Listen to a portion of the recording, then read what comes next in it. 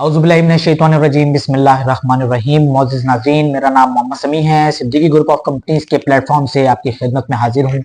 किराएदार हमारे मकान के ऊपर कब्जा क्यों कर लेते हैं? अगर आप वीडियो पर नए हैं तो लाजमी चैनल को सब्सक्राइब कर लीजिएगा और इस वीडियो को लाजमी अपने दोस्तों के साथ शेयर कीजिएगा।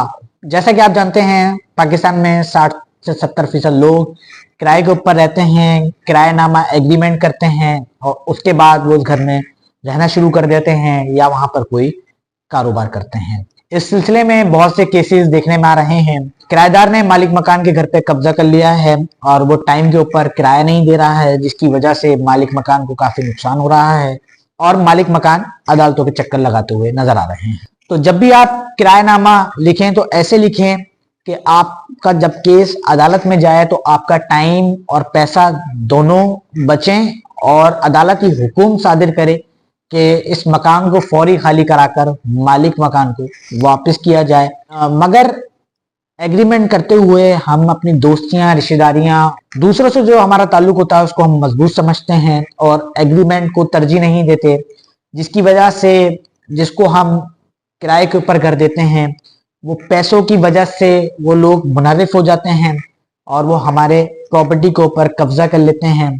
और ऐसा देखने में आता है जिनकी दोस्तियां मजबूत होती हैं वही लोग अदालतों के चक्कर लगा रहे होते हैं।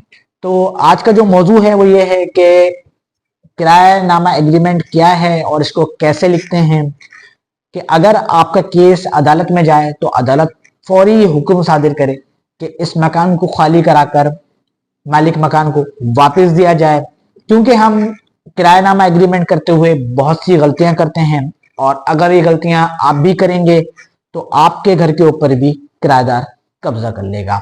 सबसे पहली गलती जो हम करते हैं कि हमारी प्रॉपर्टी जो होती है उसकी जो कीमत होती है वो लाखों करोड़ों में होती है, लेकिन हम जब किराएनामा एग्रीमेंट करते हैं तो हम 50 और 100 वाले एग्रीमेंट को तरजीह देते हैं और 200-500 बचाने के चक्कर में अपनी प्रॉपर्टी को दांव पे लगा देते हैं।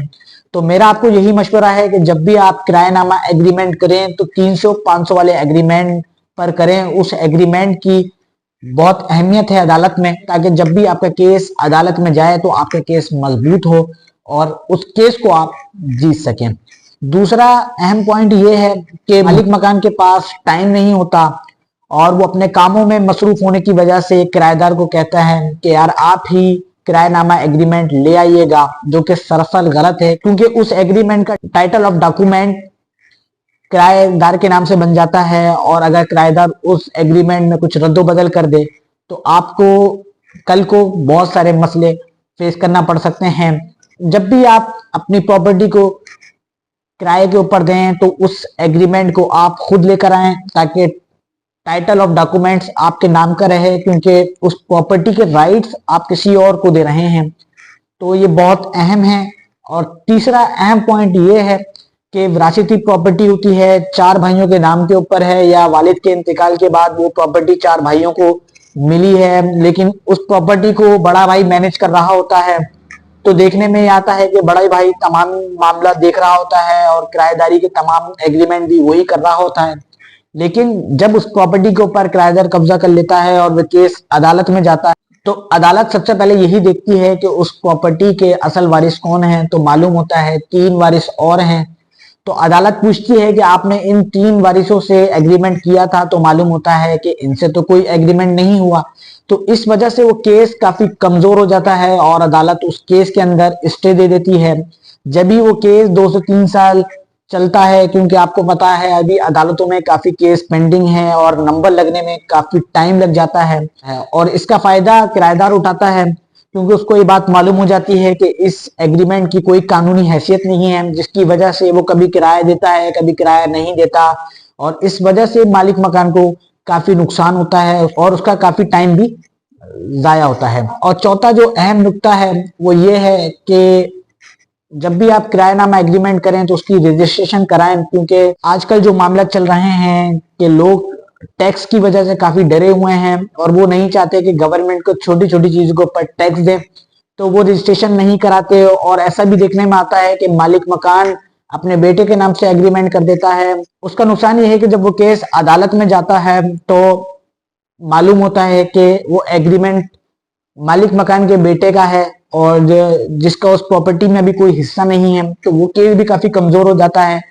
तो आप इन तमाम चीजों को मद्देनजर रखते हुए एग्रीमेंट को कीजिए और अपने नाम से कीजिए। जो उस प्रॉपर्टी का ओनर है वही एग्रीमेंट को करे और एग्रीमेंट करते हुए तमाम शराइत जो गवर्नमेंट की हैं उसको पूरा करें। और पांचवा जो अहम नुकता वो ये है कि हम ट्रस्ट की बुनियाद के ऊपर अपनी प्रॉपर्टी अपने दोस्त को, रिश्तेदारों को या जिन पर हम एतमाद करते हैं उनको दे देते हैं और कल को वो हमारी प्रॉपर्टी के ऊपर कब्जा कर लेते हैं, जिसकी वजह से हमें अदालतों के चक्कर लगाने पड़ते हैं और अदालत मालिक मकान और किराएदार पर भारी जुर्माना करती है क्योंकि हमने किराएनामा एग्रीमेंट नहीं किया होता। आप सबसे यही मेरी दरखास्त है कि जब भी अपनी प्रॉपर्टी को किराए पर दें तो सबसे पहले एग्रीमेंट अपने नाम से बनवाएं और 300 से 500 वाले एग्रीमेंट को अहमियत दें और एग्रीमेंट करते हुए तमाम शराइत को पूरा करें। किराएदार का भी एनआईसी रखें और अपना एनआईसी भी उसके साथ अटैच करके उसकी फोटोकॉपी लाजमी करीबी पुलिस स्टेशन के अंदर जमा कराएं ताकि आपकी प्रॉपर्टी महफूज रह सके, ताकि आपका टाइम और पैसा और अदालतों के चक्कर आपके बच सके। तो ये थी आज की एक इंपॉर्टेंट वीडियो जो आपके साथ शेयर करनी थी। अगर ये वीडियो आपको अच्छी लगे तो लाजमी इसको शेयर कीजिएगा। मोहम्मद समी को इजाजत दीजिएगा, अपनी खास दुआ में रखिएगा। अल्लाह हाफिज।